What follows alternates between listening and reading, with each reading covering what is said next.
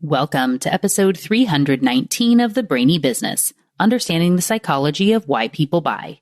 In today's episode, I'm excited to introduce you to Andrea Learned, host of the Living Change podcast. Ready? Let's get started.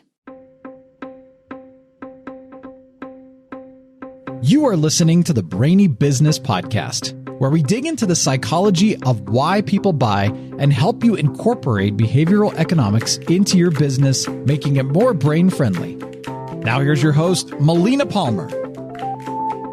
Hello, everyone. My name is Melina Palmer, and I want to welcome you to the Brainy Business Podcast. In today's conversation, I'm joined by Andrea Learned. Andrea is the host of the podcast Living Change, a quest for climate leadership. She's also an author and strategic advisor with a 25-year career in marketing, communications, and thought leadership platform development.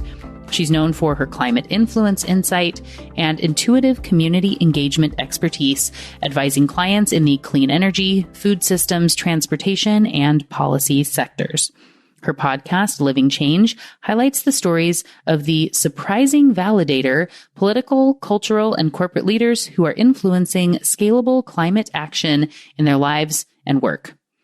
So how did we get put together today? Well, when I recently did a call out on LinkedIn asking for what people wanted to hear about on the show, thank you to all the listeners who chimed in and nominated people and talked about concepts you were interested in. By the way, I'm so excited to go through and curate all this great content for you. So Andrea is someone who reached out to me with the idea of sharing about increasing climate influence. As we discussed the idea more, I knew it would resonate since, as I mentioned in Tuesday's episode, which was a refresh of my conversation with Vanessa Bonds about her book, You Have More Influence Than You Think, almost a third of the episodes in the top 10 most downloaded of all time were on influence. So I knew that this was something you would enjoy. While Andrea is really focused on climate change, which is a very important topic, we also discuss how you can increase your influence around anything you care about without having to shout about it, especially because that usually doesn't work. So if you are looking for people to more naturally follow your influence and to be able to nudge people to change their behavior in ways that support great causes you believe in, you're in for a treat. Really quickly, before we get into the conversation, I want to be sure you know that there are links in the show notes for everything, including related past episodes, links to articles and books, and so much more. It's all within the app you're listening to and at thebrainybusiness.com/319. Now let's jump right in. Andrea Learned, welcome to the Brainy Business Podcast. Thank you so much. I'm really excited to be here, Melina. Yes, I'm excited to have you. We had a little bit of a pre-chat, but this is a fun sort of scenario where I put out a call out on LinkedIn saying, hey, who do you want to hear on the show next? What are we interested in? And we were not connected prior to this. And I believe it just sort of, like you said, the algorithm presented it to you and you're like, I don't know who this is or whatever, but we just sort of started a conversation from there. So, I too know less about your background than I typically know with guests. So can you share, a bit about yourself and the work that you do? Sure. Yeah. I think one of the things that excited me when I first saw your call was, one, you're in the same state. Yay. And also, I'm very interested in behavioral economics. So it was just this wonderful kind of match. But anyway, I am an expert and an advisor in what I call climate influence. And I'm also the host of the Living Change podcast, which is about unusual suspects in climate leadership. And we can go into that more. My deeper background has been corporate sustainability, communications strategy. And then really deeply, that may be kind of interest to your audience, is that I was really deeply involved in marketing to women consulting and wrote a book about it way back when. So we can get into that later if you're interested. And I would say that my mission is really to help those with any sort of leadership platform. And I look a lot at corporate and political leaders to own their voice and leverage their power to nudge their peers to act more boldly on climate. So it's like, how do you build climate influence? Why would you build it?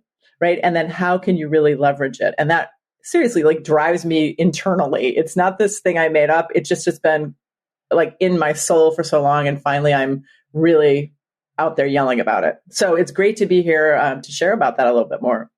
Yeah, I know I had mentioned to you that the overall topic of influence is one that has really, really resonated with the audience here. So I recently celebrated the 5-year anniversary of the show. Hooray. Congratulations. Thank you. And yeah, over 300 episodes now, and we just keep on keeping on with that.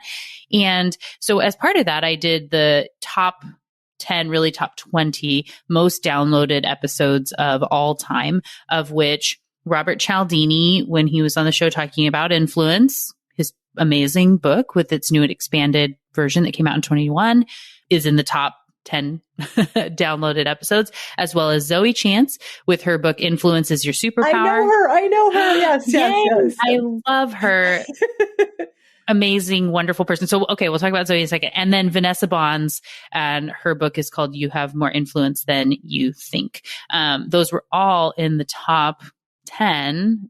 Maybe one went a little bit beyond that, but really downloaded episodes of the show of all time. And so to have all those really great influence people be here, I know that it's something that's important to the audience. And I like this idea of, like you said, climate influence and or any aspect of something that you really care about, that you're an advocate for, that you want others to be on board with. You're trying to get that buy-in for the language that I like to use. And you don't want to just be, the megaphone doesn't work. And so how can you be having that influence, especially when you have a platform, whether that's as a large brand or as a thought leader, you always have, there's a little something you can do. And so thinking about that influence, I think is really, really important. So how do you know Zoe? Well, I mean, it's funny because maybe this is true for your listeners too. I didn't realize that influence was so important to me before I got into the space. And then I read Robert Cialdini's book back in the bazillion years ago, right? And then I read Nudge, by Richard Thaler and Cass Sunstein. And then I came across Zoe's book recently, and I think I heard her on a podcast. Yay, podcasts. Yay. And I got in touch with her really quickly because it really spoke to me related to my topic. So it was almost like, until you start to get a little bit of a niggling about influence, you don't realize. Then once you learn anything about influence, whether it is, as you say, an advocate or you've got a message or a business that you're pitching, et cetera, it is fascinating, right? And because it can be so subtle, I think knowing more about it really helps you differentiate from all the loud head banging competitors you have or the noise of other issues that are coming up. So I think influence is fascinating. And that's why when I sort of pieced together what I was doing with my work, I thought, oh my gosh, the greatest way to describe it is that I am advising and helping people understand how to build and leverage climate influence. Mm-hmm. Yeah, definitely. I love that.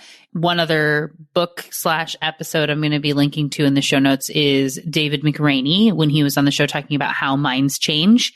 So one, if you have not read this book yet, I'm in. Top of the list.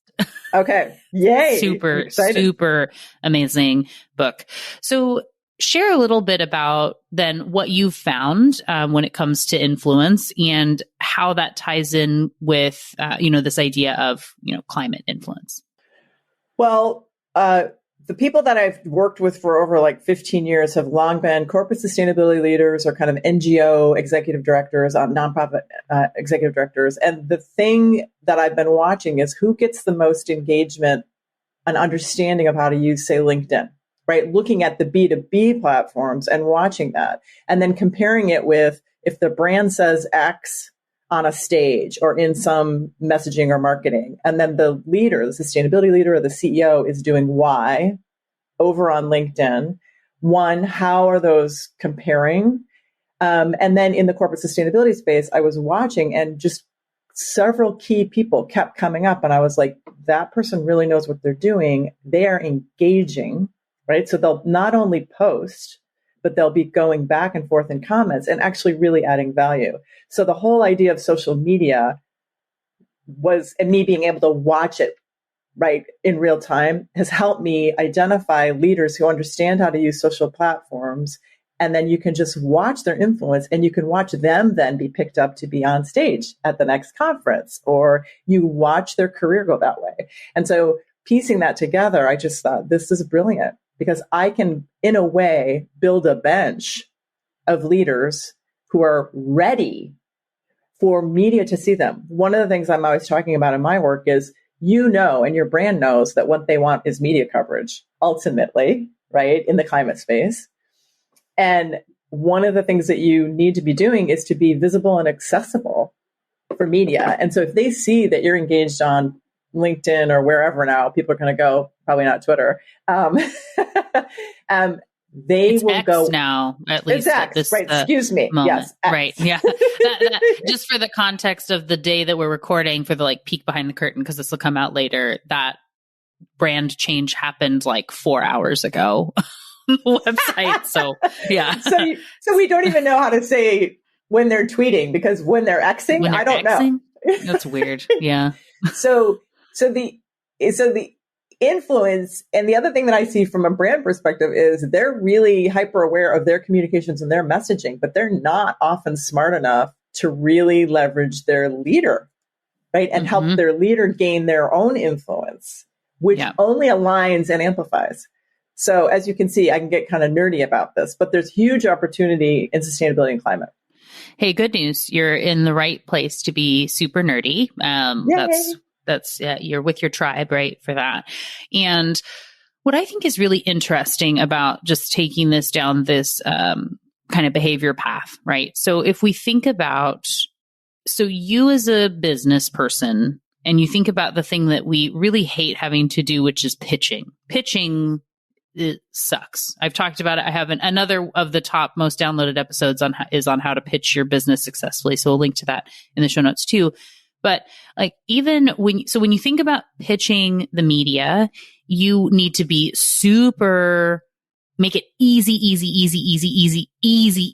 for them, because they have so much that they're dealing with. You talk about being like overloaded, like low cognitive bandwidth, trying to just grab and like churn as quickly as you can. If there's any friction or difficulty in that process, they will move along. And so when you think about your company, and a piece of friction being, as the person in the media, like, who will I even pitch for this? Who could talk about it? Who's going to be eloquent enough? Are they saying the thing that I want them to say? And like trying to track down the right person in your organization to pitch. You're asking them to do a lot of work and heavy lifting, to where they'll just keep going, to the same people that we've known and seen a lot, because it's easy, right? That's that kind of default heuristic there. And so if your leader is more visible, people that can talk about this, to where you can see, oh, Andrea is the, XYZ of this company. They are already talking about this. I've been able to see it. I know who to pitch. I know who to ask for. Yep. And to your point, you are delivering, if you're on social media or more visible and engaged, you are delivering like almost not a blueprint, but it's a path, or it's a journey where these media are just following you going, oh, wait, that person tends to add good comments or really value about XYZ topic. I'm going to take a note, right? When I'm covering that industry, Bob Smith from whatever company is the one to talk to.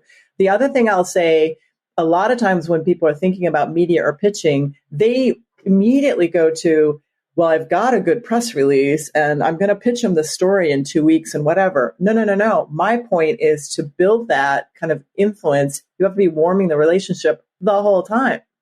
So the point about being out there and being visible and engaging, and even sharing and loving up, as I call it, media, like if there's a great story on your topic and somebody in the media has written about it, thank, Steve Jones who wrote that piece, and add a teeny bit of value and walk away. What you're doing is you're building it. And 6 months from now, Steve Jones will come back and go, you made a comment once, and then I started following you. And then this is what we're building. We want to warm relationships. And that's the key to this influence stuff.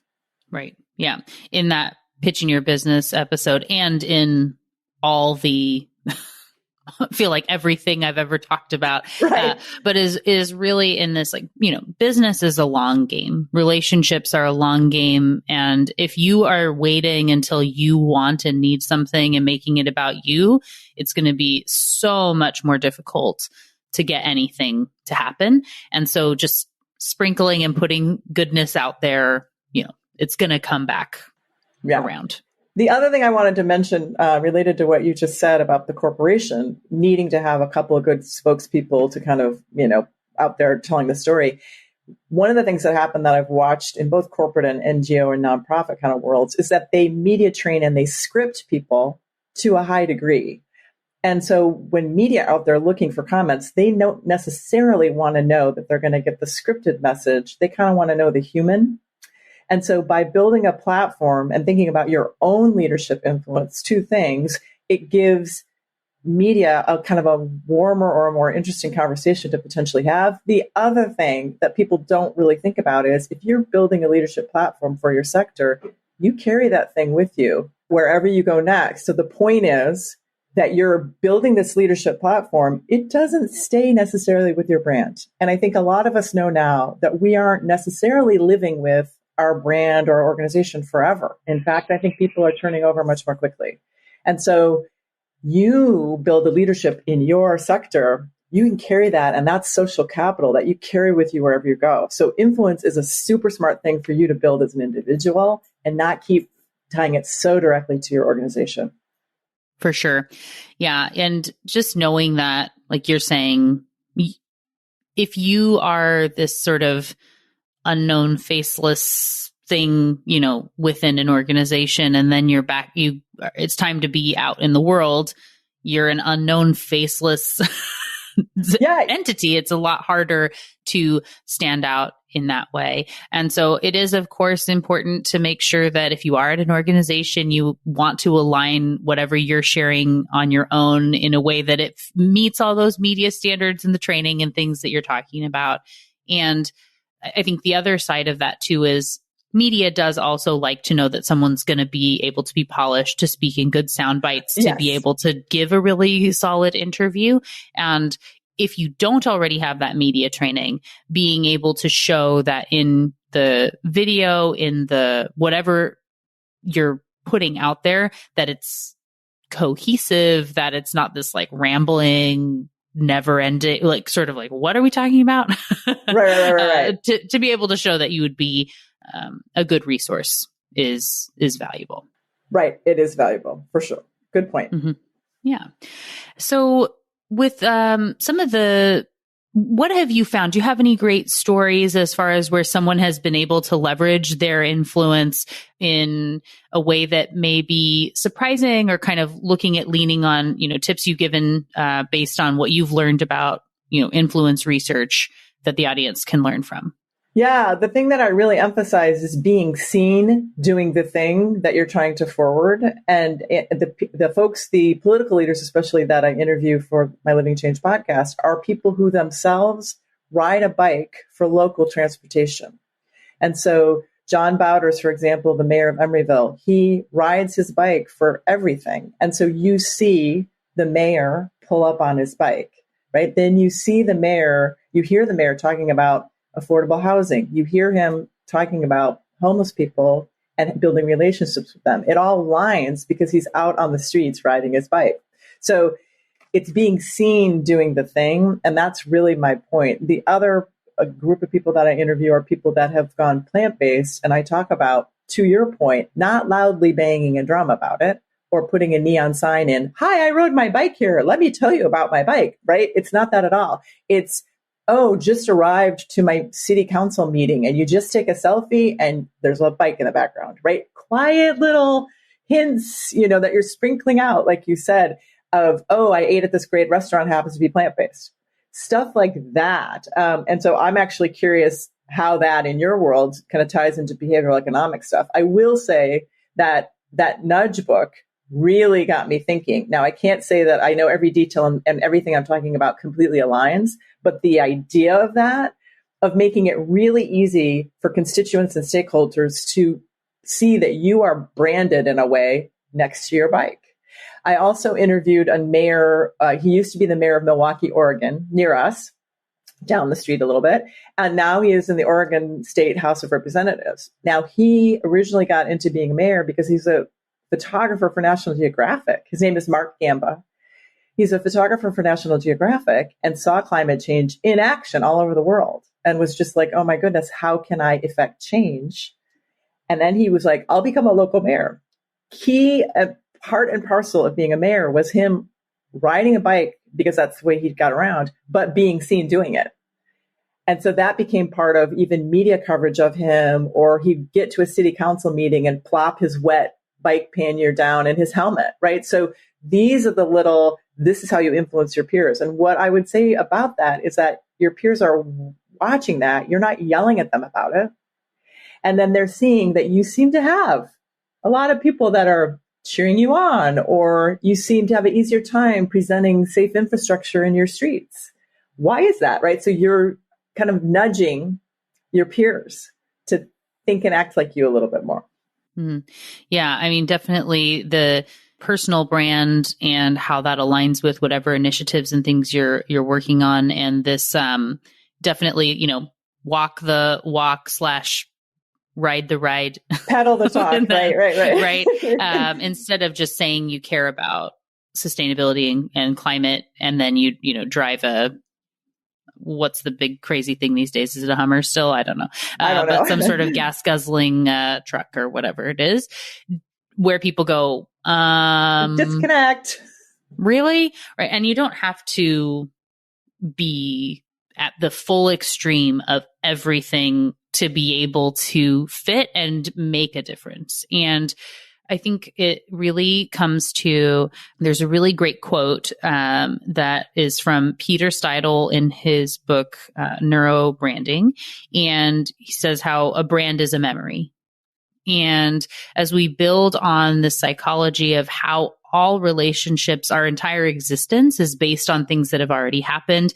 And, there's a different article from, Psychology Today that's talking about how it's like everything it's like Lego, right? That we're building all these different things to create an impression of how we feel about others, how we feel about companies, and how this all comes together.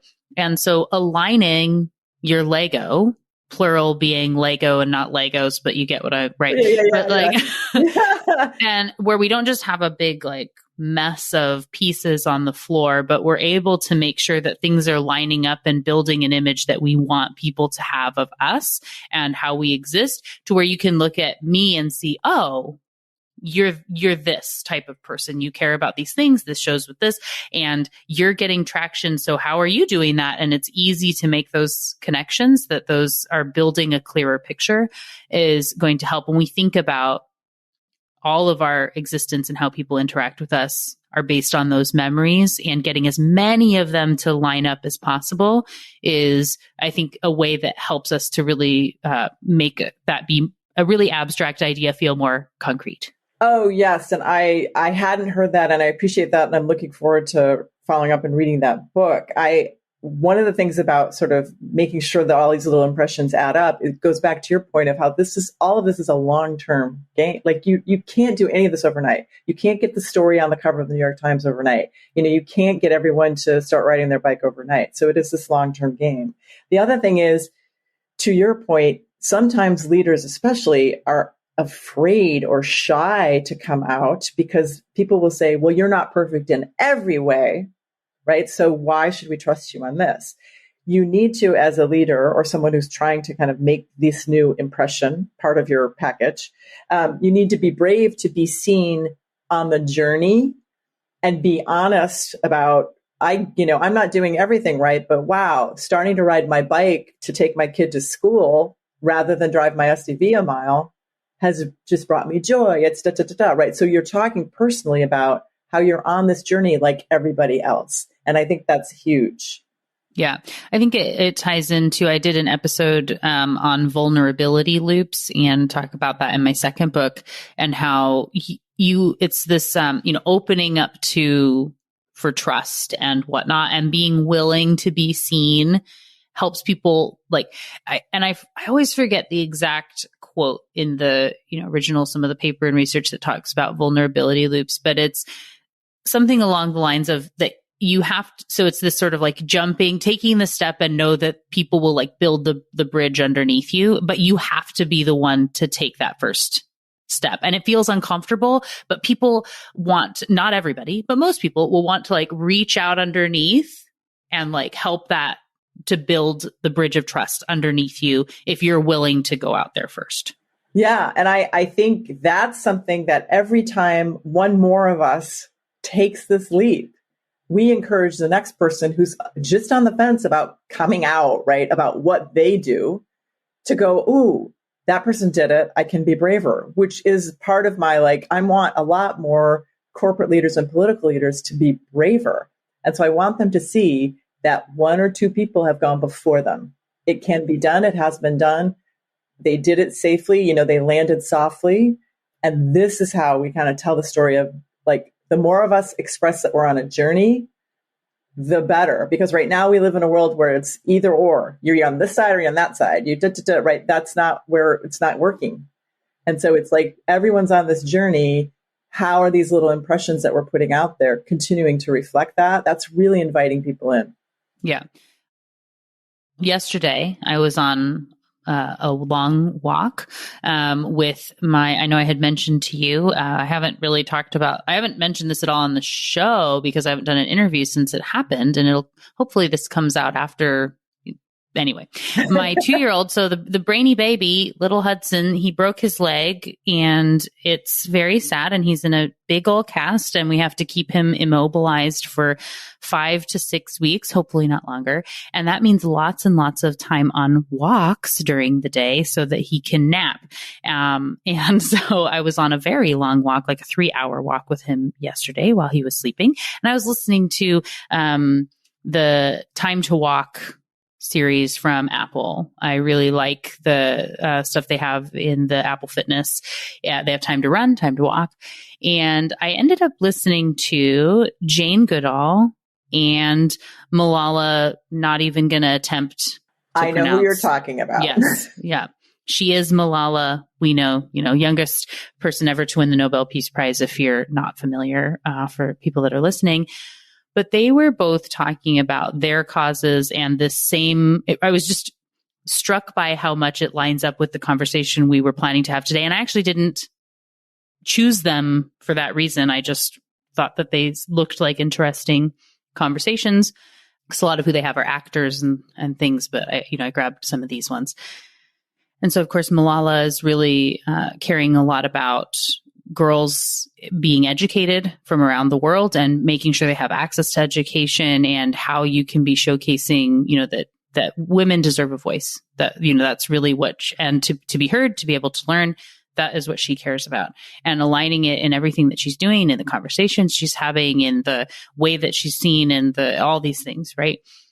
And then, with Jane Goodall, and talking about her work with chimpanzees and how she was putting this out into the world, but then seeing how she has now become such a big advocate for the climate because of what it's been doing for chimpanzee populations, and saying also it has to do, it's, digging in deeper and seeing that this is a lot of the problems where the habitats for chimpanzees are going away is actually having to do with poverty and lack of access to other things, because people are then having to go cut down trees and try to sell them, or to be, poaching or whatever it is, because they don't have another option. And so she has, where she was saying she's incredibly shy, never wanted to be this advocate and voice, but it was something that you couldn't not do once you see what's happening.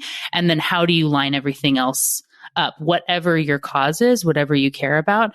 I think it just was interesting timing for me. Well, I really appreciate that, because the other thing that happens is people will say, I'm not far enough along in my career, or I'm not a big enough deal, right, for my quote unquote leadership platform to be worth whatever, right? And my point is always, you probably have a couple hundred followers on Instagram that you better believe, they like you, they're following you, they believe that you have value. You could start to influence those people. And that's huge, because I'm old enough that I remember this very old Fabergé Organics shampoo commercial, right? Which was, you tell two people and they tell two people, and it just became this, right? And it was just, anyone who's like older than, I don't know, 45 would probably remember it. But you have to trust and believe that you have more influence than you think you do. Yeah. Vanessa Bonds, you have more influence than you think. And that's the thing that I think a lot of people related to climate should be really realizing. Mm-hmm. Right. And every little drop, every pebble matters, right? As far as the ripples that happen there, like you say, if you get one or two people to go, huh, right, and stop a little bit, disrupt that pattern, it can make a difference. And then they go to investigate a little bit more. I think I saw when I was kind of looking at across your profiles and things, before we scheduled the interview, that you had a video on, Instagram, whatnot, might have started as a TikTok. I'm not really sure, but it was saying, be aware of, if you say you care about the planet, and then you're talking about high consumption or looking at the items you're recommending or what you show that you use or wear, that all just has an impact on what people see and what they'll do. And if they want to emulate what you're doing, those things that we think, oh, it doesn't matter that I have this and that, no one will notice. But what if they did? They might later. And is it really the thing you want to be having out in the world, I guess, in that way? Right. And that goes back to just also making sure that you're very kind of aware of you're on a journey, right? So you can't be expressing something about emissions or climate or whatever, and then get really excited about, the brand new SUV you bought and how you drive everywhere or whatever. Like, not that you couldn't have done the SUV before you were converted, right? So one of the things that I have online is a workshop I did for an organization called 50 by 40, talking about conversion storytelling. And that is that the most powerful stories are of the people that used to, right? I'll just give this example, right? Eat a whole bunch of meat. And then all of a sudden one day they realized that they needed to go plant-based. That person, that experience that person had is going to be more, and you can tell me, the influence level of a story that's that extreme from one to the other, my understanding is that's going to be pretty powerful. And I've seen that in my work. So-and-so used to drive a big truck, and now they've decided that for all the 5-mile round trip, radius trips in their city, they're going to ride a bike. Conversion stories, the moment of, oh my goodness, I got to change my way. Telling that story over and over again is hugely powerful. Yeah, for sure. I think with that, and I've been doing a kind of a series on storytelling this summer, so this lines up with a lot of what people have been hearing on the show recently. But the aspect of being able to see yourself in the story, right? It's really easy to say, yeah, that person is vegan, but, right? Where we say like, but you can write, like, fill in the blank to why it doesn't apply to you and why you couldn't do that to make the change that you don't feel like you want to make because you really like bacon or whatever it is. Right. And it's easy to explain it away without having those other details or facts, and or to feel like it would be too hard or it's not worth it or whatever it is. You can, again, just say, well, I'll deal with that later, because our brains get overwhelmed. They like the status quo, want to stay where they are. And so if you see, though, someone who is more extreme than you, and, it's also easy to say like, oh, change is hard and like, I'll deal with that later. There's a little bit of time discounting in there where we say tomorrow I'll do better. And then tomorrow comes and the cheeseburger is your option again. And you go, well, maybe, tomorrow again. Right. And so with that, if you though see that someone who was way more extreme than you or similar to you, and they found this joy or this value, or they've had this uplift in whatever way, and you go, huh, right? It just is going to hit a little bit different. And you go, well, maybe I could do that. Right. And maybe then you see that they started with Meatless Monday, and they have some recipes that they posted that help them along their journey, where it feels like I could try one of those. And then they just share like, hey, today I'm making, whatever, this plant-based curry for Meatless Monday. And here's the recipe. Like, ooh, it's so delicious. And then we get mirror neurons going and we're like feeling the vibe of it. And feels like it's super unnecessary or unrelated, or like who would want to watch that? But people watch that sort of stuff constantly. And if it comes with a story, it just is that much more powerful. Well, and I think the other thing is that you are seeing this more on Instagram and TikTok and all of the platforms. It's not going, this is my amazing vegan recipe, right? You're saying, and I think that kind of draws people in. So not leading with the point, not leading with the like vegan or bikes or I hate your car or whatever, but kind of going at it from a really accessible, we're talking about accessibility a lot, like making these stories accessible. I did a great interview with John Richards of KEXP. It's the first episode of Living Change. And at one point we're talking about being vegan, and his friends and his community know that he's vegan. And so they feel kind of weird talking to him about it. I think there's a story in there where he talks about having a friend who's like, I'd really like to go vegan, but I just can't see giving up cheese on pizza, and going on and on. And I think John's like, so go vegan, but for you, just eat pizza if you want to. Right. Like, so we inform, it's just like, and I hear that a lot. I'd really like to go vegan, but to your point, it's just like, you know what, if that's the one thing holding you back, eat that thing and sort of veer plant-based. That's amazing. Right. Yeah. I also think it's funny that, that just reminded me. So I have celiac disease, and I've always sort of said that I'm thankful that I have this diagnosis and not just people saying, oh, you probably shouldn't eat gluten. Because if that were the case, I'd be eating it all the time, because it's really hard when you don't have to do something and knowing like, hey, your intestines are going to die if you eat that. Do not do it. Like, cool, right? It's a lot easier to be firm, and I have to care about prep and all these things that it's kind of a pain to make sure that staff changes their gloves, and there are places I can't eat, and I travel a lot for work, and there are a lot of times where I'm just having to eat protein bars, and that's okay, right? Because it's very a similar journey to what I know that a lot of people who are vegan are on. And, you tell people, oh, and I have celiac disease, and go, oh my gosh, I'm so sorry. I couldn't possibly, I could never not have whatever the thing is. And like, well, if you could just like eat the one thing, like if it's your last meal, or like you get the one splurge, what would you have? And it's like, there's just enough stuff. Like, I don't need my last meal to make it so I feel miserable afterward.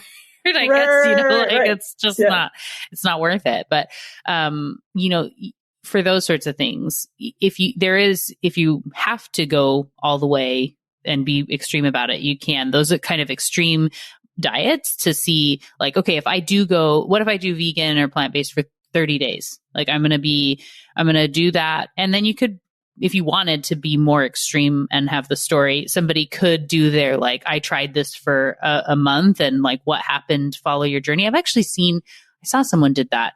And they were like the most, I'll find this in the search of YouTube world, where it was a guy who was like the most like eating out hamburgers for every single meal sort of thing, and then went totally plant-based for like 30 days. And it was this like journey of how he was more energized and on all these things. But he went into, it was like, no way it's going to happen and whatever. But that, again, the story is relatable. And that story is amazing. And I will kind of share kind of related. And it's funny that we keep pointing to podcasts, because I guess now we're in that world. But I don't know how many of your listeners know. Well, I guess a lot of people listen to WTF podcast, the Mark Maron podcast, amazing interviews, et cetera, et cetera. Well, if you've been listening to him over time, you've heard him talking about brisket. He can't wait to cook his brisket and all this, so-and-so dropped off this meat or whatever. And he's all excited. Well, recently, within the past couple of months, I think his doctor said, you might want to try going plant-based. And so he's been doing it, and he's been very publicly talking about it. And I think he's doing a great job. One, it seems to me that it's working for him, but also he's very conscious to say that I'm currently plant-based. So that doesn't make anyone listening feel like, again, the extreme of I'm plant-based, it is what it is, but just sort of acknowledging that you're in your life right now at this moment, you're currently whatever. And I think that lends itself to a lot more accessibility for other people. And then again, to this person who's got a lot of influence in a big platform, just sort of sharing parts of his day, right? And he's sharing that. And one of the reasons he's trying plant-based is health, but also he's very aware of climate. And so he just mentions that. He sprinkles that around. And right. I think that will have a lot of influence. For sure. And that's where, again, you like, oh, the brisket guy is trying it. Like, maybe I will too. Like his taste aligns with, I also enjoy brisket. So like he found a plant-based one. I guess I'll try it or whatever. Right. You know, exactly. And I think there is a little bit of a, you know, we like the little bit of a challenge or a timeline on something too. So if it's to say like, for this week, I'm going to do this, or I'm going to do meatless Mondays for 3 months and see what happens. Or like you can make a rule of something that you're going to try just to see what would it even look like to not have meat for 24 hours. How would I even handle that? Yeah. And I think in terms of sort of being a person who might influence others, right? Thinking of how you're expressing that. And so not to go too deep on the vegan thing, because it can also work with the bike thing, right? You can also say for the month of May, which I think is bike month all the time, or for the month of whatever, I'm going to ride my bike for short trips for 3 days a week. Just do that. And I think what most people who ride their bike regularly know is once you get started, you're pretty likely to do it as regularly as you can. And so to your point, trusting the process, get started, and you'll be amazed at kind of the interesting directions your life might take. Yeah. I'm forgetting whose book this is in, but like, I know you'll find someone makes, I know the point of, this, you know, you just have to start. And we know, like, we hear this advice all the time, but if you give yourself, it's in this sort of like tiny habits world, but I know it's not in that book, that you want to just do the first little thing and give yourself the permission that if you don't do anything more than that, you don't have to.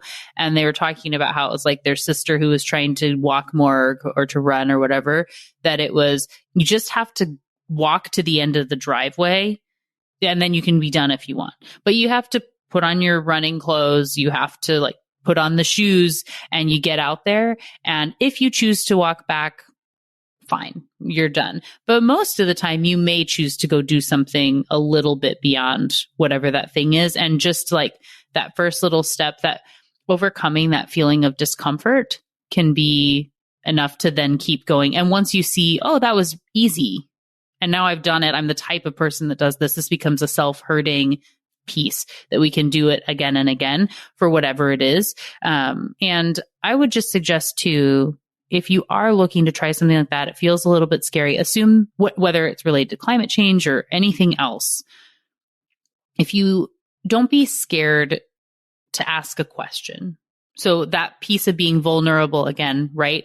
So I keep going to the vegan piece because it's, or plant-based or whatever, because it's an easy example for people, I think, because we eat a lot more than we do a lot of other things. And so if you were to say, hey, like I'm considering doing meatless Monday, again, just like a random thing I've been talking about here. Does anybody have a great recipe? Like, what are some recipes I should really try for anybody that does this? And then what's cool about that is you end up getting more social proof than for people that comment that say, oh, when I started Meatless Monday, blah, blah, blah, blah, blah. Like this was my go-to, or I tried this thing, or I don't like that, but do this. And then more people see like, hey, there are a lot of people that have more of a plant-based diet option in some way and are not eating meat for every single meal that we think that they are, you know, and then you get to see, oh, I wonder what that rate, then people see even just the chain of responses and people wanting to support you on that journey. People are more supportive than we think they are, and seeing, you know, that more people are doing it, I think is just valuable, even asking the question. And if you don't do anything with it, like hopefully you do, but if you go out there and just say, hey, I've been considering this, what do you think? That could be your little contribution to to the world too. 100%, because you can either do that as somebody who's curious about it, or it could be a strategy as a climate thinking leader, like the people I'm talking about who have influence, and just say, listen, I love riding my bike. Ooh, I think I'll post, right? Hey, I decided to ride my bike today to take the kids to school. Anybody else do that? Like posing things as questions. I think that they've learned on LinkedIn, right? That's one of the things they say about if you really want to leverage LinkedIn well, write something and then pose a question. You're inviting people in. So whether you're just trying it or you're a kind of a person leading and wanting to leverage some influence, asking questions and kind of opening that up is a really good way to start to pull a little bit more people in. And the social proof, that concept is just so powerful. For sure. Well, I will expand and note that on my 3-hour walk that I did with Hudson yesterday, I walked to the farmer's market that is a few miles from our house and bought some flowers from a local provider that we like down there. And then, walked my way back after that. And my husband and I have started doing that fairly often. It's like, how much further can we go? And like, we walked to lunch, which, a couple weekends ago, we walked and did like 15 miles, which was a bit much, but it was still good. Yeah, but you'd be surprised what you can end up doing, right? Yep. Yeah. It's something we enjoy. Walking is our thing that we like to do. We like to stroll and talk but you get to run some errands or walk some errands while you're in the mix of that, which is nice, and just showing, what you can do if you kind of plan accordingly and whatnot. So, well, thank you for coming to talk with me about climate influence. For everyone, do you have one, as we go here, like top tip for people, maybe something we didn't talk about yet today that you think is really important for people that are looking to have more of that subtle influence in their lives and careers? Yeah, I think the topic is, we can't sort of skirt it at this whole time, and that is be brave enough. You may not post or make a big deal about what you're doing as a broadcast message, say, but get more conscious of contributing and adding value. And maybe that's in your social media comments or whatever. That's one way to get kind of braver with feeling out whether you have influence, and if people are listening to you, that will start to make you braver then also to post and to do things a little bit more boldly. So I think the influence starts small, and start by engaging, not pointing any fingers or highlights at yourself. And then you'll see, and you'll slowly get comfortable being more of kind of someone a little bit more on a platform, kind of forwarding climate influence. So yeah, this has been a wonderful conversation. Thank you so much, Melina. Yeah, of course. Thanks for joining me. And for everyone who now wants to learn more about you, to follow you, to get more of your tips and tidbits, where should they go? What's the best route for them to do that? I think the very, very easiest thing, because I would love for them to listen to my podcast, and I've got websites and I've got all this other stuff. The easiest way to find all of that is maybe to go to livingchangepodcast.com, which will bring them to my site, which then they can find my social platforms, et cetera, et cetera. Perfect. Well, we will definitely link to livingchangepodcast.com in the show notes for everyone to make that real easy, as well as your, LinkedIn and some of those top channels and everything. So again, Andrea, thank you for taking the time to join me today. It was a lot of fun to chat with you. It was wonderful. Thanks so much, Melina. Thank you again to Andrea Learned for joining me on the show today. What got your brain buzzing in today's conversation? For me, I always love talking about invisible-ish influence and how alignment and authenticity makes it easier for people to follow you and whatever it is you're championing, be it climate change initiatives or anything else that's important to you. As we talked about in the episode, leaving a comment on a post or asking a question on your social media can start the conversation and help leverage social proof in a really cool way. What causes do you care about? What have you done to increase your influence? And what are you going to try after listening to this conversation? I would love to hear about it, and I'm sure Andrea would too. Come let us know on social media, a great time to test this out. You can find me as the Brainy Biz pretty much everywhere, and as Melina Palmer on LinkedIn. I will definitely be asking this question, so you should have a way to go ahead and respond, especially if you listen to this episode right when it comes out, which is why it's a good idea to subscribe so you always get the episodes right when they are released. There are links to my handles and ways to connect with myself and Andrea, all waiting for you in the show notes for this episode, along with links to related past episodes, books, and more. Those are all within the app you're listening to and at thebrainybusiness.com/319. And thank you again to Andrea Learned for joining me on the show today. It was a delight to chat with and learn from you. Join me Tuesday for another Brainy episode of the Brainy Business Podcast. It's going to be a lot of fun. You won't want to miss it. Until then, thanks again for listening and learning with me. And remember to be thoughtful. Thank you for listening to the Brainy Business Podcast.